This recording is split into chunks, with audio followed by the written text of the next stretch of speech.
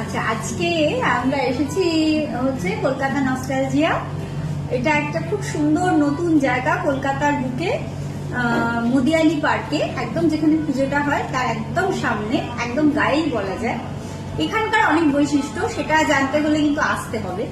আমরা নিয়েছিলাম যে থালিটা, সেই থালি কি বাঙালি রান্না, কিছু হারিয়ে যাওয়া রান্না, যেগুলো একদম মানে ছোটবেলা মায়ের হেসেল থেকে যে গন্ধগুলো আসতো, বাটা মশলার গন্ধ, এখন আমি হাত ধুইনি, যার জন্য মানে এখনো অব্দি আমি হাতটা শুকছি, কারণ এখনকার দিনে তো আমরা সবাই লোকের হাতেই খাই, খেতে বাধ্য, এবং নিজেদের চয়েসেই হয়তো কিছুটা খাই, সেখান থেকে বাটা মশলার গন্ধটা আসে না।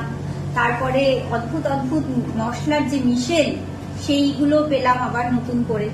তো সব মিলিয়ে একটা অসাধারণ, এবং চারিদিকের আর কি যেখানে বসে আছি সেই জায়গাটার আশেপাশের যে সাজসজ্জা এবং তারও পেছনে যে রান্নার ইতিহাস, সবকিছু মিলিয়ে একটা দুর্দান্ত জায়গা, একটা দুর্দান্ত অভিজ্ঞতা।